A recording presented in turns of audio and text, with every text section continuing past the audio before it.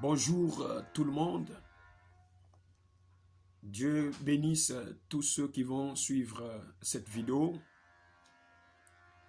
Je viens encore faire cette vidéo pour édifier ceux qui sont prédestinés à être édifiés par toutes ces choses que nous allons citer dans cette méditation. Commençons par lire les Actes des Apôtres au chapitre 11, le verset 28 et le verset 27 et le verset 28. Il est écrit: en ce temps-là, des prophètes descendirent de Jérusalem à Antioche. L'un d'eux, nommé Agabus, s'éleva et annonça par l'Esprit qu'il y aurait une grande famine sur toute la terre. Elle arriva en effet sous Claude. Ces deux versets bibliques, nous allons utiliser ces deux versets pour procéder à une méditation et nous allons nous baser sur les prophètes et le don de la prophétie. Que Dieu bénisse sa parole et que cela puisse édifier le peuple du Seigneur, que cela apporte la lumière parce que nous sommes dans un temps où le réveil est imminent. Que Dieu bénisse tout le monde. Ce verset nous parle des prophètes. Ça ne parle pas des apôtres, ça ne parle pas des docteurs, mais ça parle des prophètes. Et ces prophètes qui étaient à Jérusalem, qui sont descendus à Antioche. Jérusalem, une ville juive, Antioche, une ville païenne. Il y a eu donc un déplacement. Cela montre que la voie entre Jérusalem et Antioche était ouverte. Et la circulation des prophètes était établie. Et lors de leur réunion, l'Esprit de Dieu est descendu sur l'un d'eux appelé Agabus, qui a annoncé une grande famine qui allait arriver sur toute la terre. Et la Bible dit que cette parole était accomplie quand Claude était en train de régner. Mais la suite de ces versets nous signale que le peuple de Dieu, connaissant ce qui allait arriver avant que cela ne puisse arriver, avait pris des dispositions pour faire face à cet événement ou à ce malheur qui arrivait sur la terre. De telle sorte que quand cela est arrivé, le peuple de Dieu n'était pas secoué parce qu'il connaissait et il s'était préparé. Que le nom du Seigneur soit béni. Alors commençons notre méditation sur les prophètes et le don de prophétie par un fait historique. Quelque chose qui s'est passé dans l'Ancien Testament, dans 2 Rois, chapitre 6. Cette histoire du prophète Élisée. Élisée, prophète qui avait reçu la double onction du prophète Élie. Il travaillait parmi le peuple de Dieu et il servait à ce peuple comme canal de la parole de Dieu. Au travers d'Élisée, le peuple recevait les instructions du ciel. Le peuple recevait la volonté de Dieu et connaissait les recommandations que Dieu voulait face à plusieurs choses et plusieurs événements devant lesquels ce peuple se tenait. Alors, dans cette histoire de 2 Rois chapitre 6, il est question d'un roi païen, Ben-Hadad, qui était roi en Syrie et qui avait à chaque fois des sentiments hostiles contre Israël, voulait à tout prix renverser Israël, vaincre Israël, battre Israël. Alors il a multiplié stratégies, il a multiplié des plans, il a multiplié des projets de bataille contre Israël. Et cela ne s'était pas fait une seule fois, mais plusieurs fois. Mais seulement, la Bible nous signale, à chaque fois que ce roi allait en guerre contre Israël, il écopait toujours d'une défaite. Il revenait toujours vaincu dans son territoire ou dans son royaume. Troublé face à toutes ces choses, il va donc appeler ses généraux et poser la question à ses généraux si et seulement si parmi eux, il y avait quelqu'un qui travaillait pour le royaume d'Israël. Parce que ce roi était étonné du fait que tous les plans qu'il établissait contre Israël échouaient.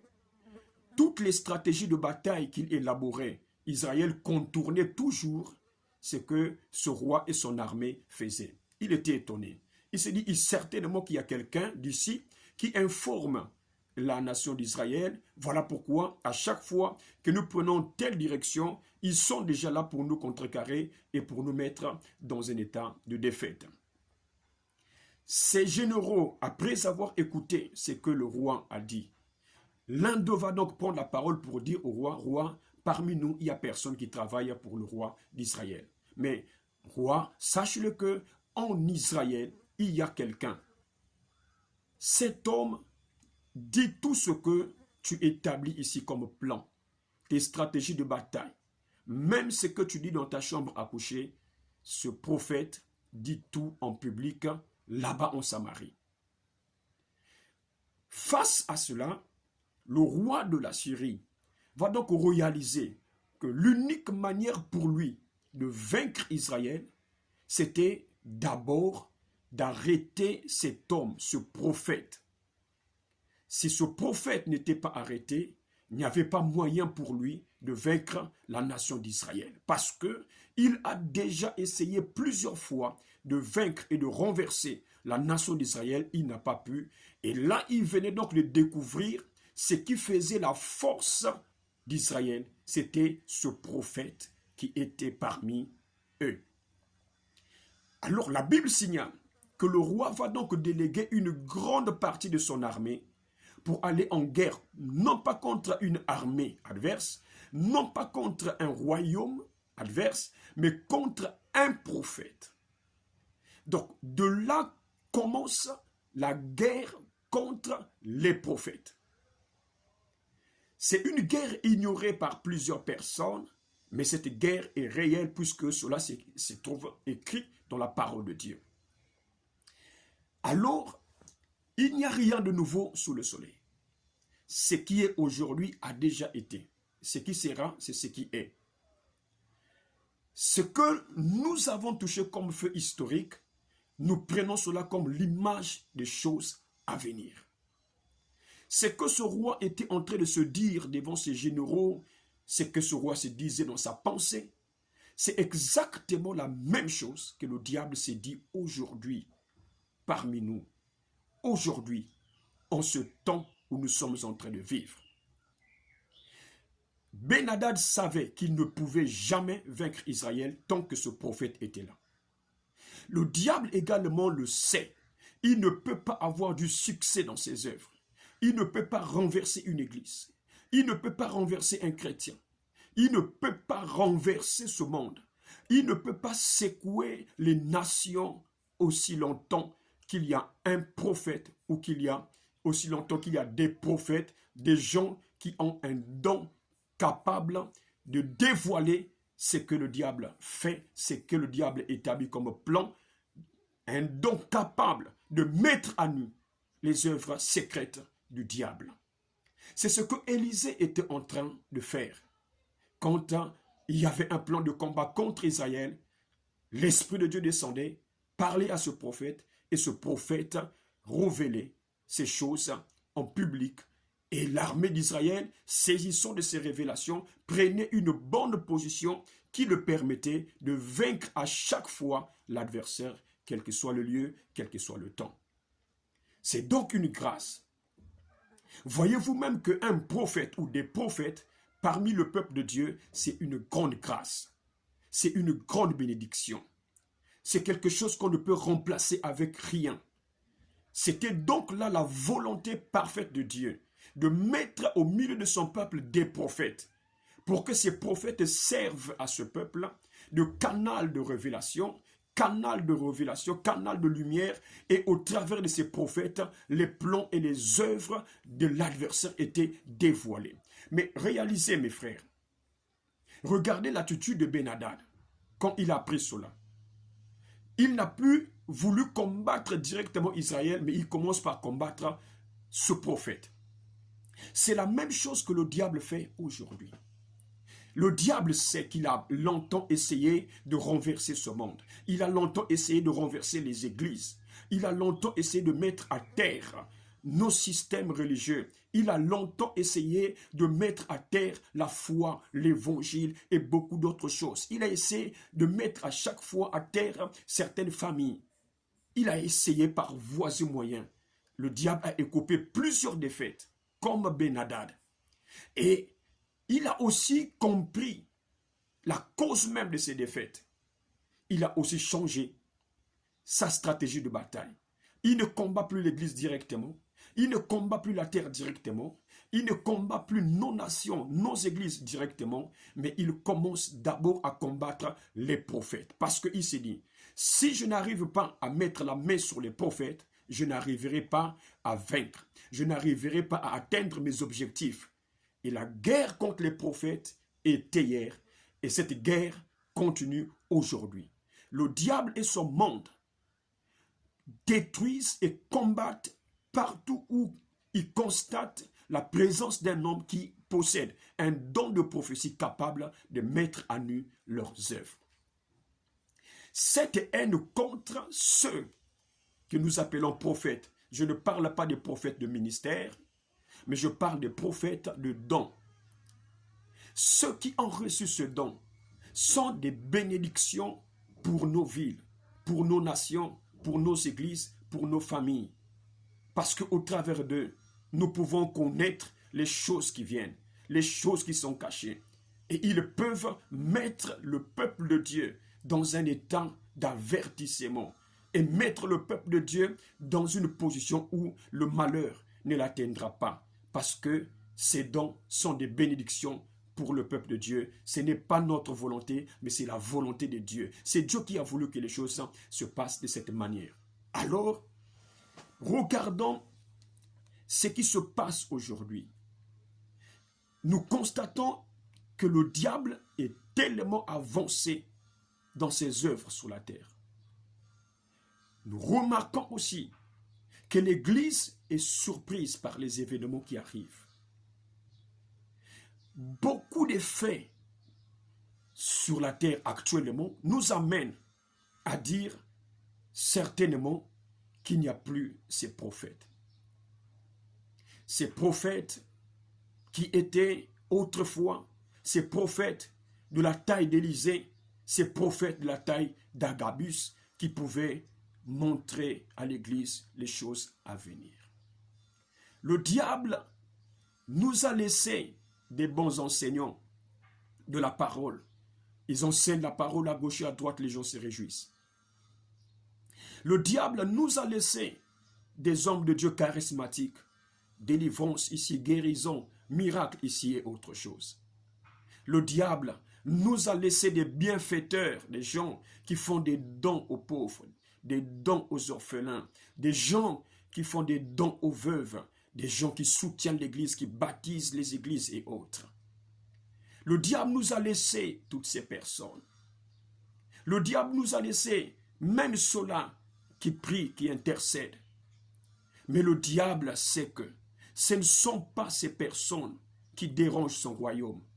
Ce ne sont pas ces personnes qui dérangeaient le royaume de Ben-Hadad, qui mettaient à nu ses œuvres, qui provoquaient la chute et la défaite de ses plans. Ce n'étaient pas ces personnes, ce n'étaient pas des bons enseignants, ce n'étaient pas des charismatiques, mais c'était des prophètes qui mettaient à nu les œuvres de Ben-Hadad. C'était des prophètes qui le faisaient au temps ancien et ce sont des prophètes qui le feront en ce temps où nous sommes en train de vivre.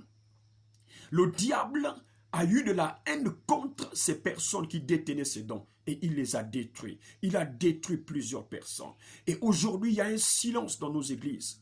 Un silence. On peut parler de tout, mais sauf de la prophétie. Il y a même d'autres milieux religieux où ils sont hostiles à la prophétie. Ils ne croient plus aux prophéties. Ils ne peuvent plus mettre l'accent sur les prophéties parce que pour eux, ça n'a pas de valeur, ça n'a pas de sens. Aujourd'hui, le diable, au travers de plusieurs plans qu'il a établis, il est arrivé à éteindre les dons de prophétie qui le faisaient trembler. Il a arrêté beaucoup des hommes qui le faisaient trembler Parce que le diable ne veut pas que ses œuvres soient connues de tous. Parce que quand ses œuvres sont connues de tous, il écope d'une défaite. Alors, Dieu nous interpelle que nous puissions ouvrir les yeux pour voir qu'est-ce qui est en train de se passer aujourd'hui et comment nous avons besoin de ces prophètes-là, de ces dons-là parmi nous. Et comment ces dons vont agir dans l'Église pour amener l'Église à un niveau, l'Église à la stabilité, l'Église à la victoire. Je vais faire donc une parenthèse sur la prolifération des prophètes que nous avons aujourd'hui dans nos nations, dans nos villes. Une ville avec beaucoup de prophètes. Une seule ville avec au moins 3000 prophètes. Tout cela c'est bien, ok, la parole dit que la moisson est grande, mais il y a peu d'ouvriers. Ok, que Dieu envoie des prophètes, que Dieu envoie, qu'il envoie. Mais seulement nous avons tellement de prophètes dans nos villes, tellement de prophètes dans nos nations et sur toute la terre, mais seulement ce que nous constatons, que ces prophètes ont une vision limitée. Quand l'esprit, soi-disant, l'esprit de Dieu descend sur eux, tout ce que ces prophètes voient, c'est nos dates de naissance, c'est le nom de notre père qui était mort.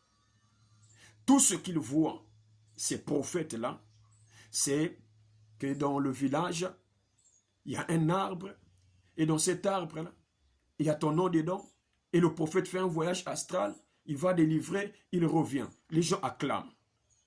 Et à gauche et à droite, on dit, pasteur prophétise. Et on les appelle des prophètes. Nous ne refusons pas ces choses. Mais écoutez, ces choses ne sont pas celles qui devaient amener l'Église à un niveau de victoire. Quand l'Esprit de Dieu est descendu de la communion des prophètes qui étaient à Antioche, tel que nous avons lu, une grande famine à l'échelle planétaire était annoncée au peuple de Dieu.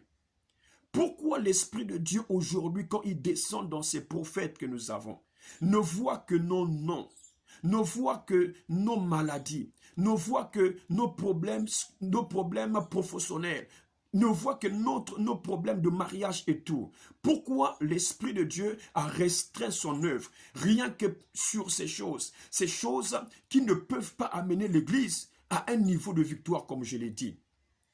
Est-ce que l'Esprit de Dieu a changé? Non, ce sont les hommes qui ont changé. Ce sont les hommes qui pensent que le travail de prophète se limite là. Les prophètes qui ont une vision limitée à ces choses ne font pas trembler le diable. Ce que ces prophètes font, même les féticheurs le font. Et le diable ne pourra jamais être dérangé par ces prophètes. Mais les prophètes qui dérangent le royaume de Satan, ce sont ces prophètes qui dévoilent tous les secrets du diable, tous les plans du diable, ce que le diable veut faire, ce que le diable est en train de faire. Ce sont ces prophètes qui dérangent le royaume de Satan. Est-ce que nous allons encore trouver ces prophètes sur la terre? Oui, c'est possible. Mais où sont ces prophètes? Ces prophètes sont là. Ces prophètes dorment. Ces prophètes s'ignorent. Ils ont des qualités prophétiques, mais ils s'ignorent. Ils ont des qualités prophétiques, mais ils ne peuvent pas. Tantôt, là où ils sont dans leur religion, dans leurs églises, cela est étouffé. Ils ne peuvent pas exercer cela. Alors, le peuple de Dieu est appelé à un réveil. Il faut un réveil pour le peuple de Dieu.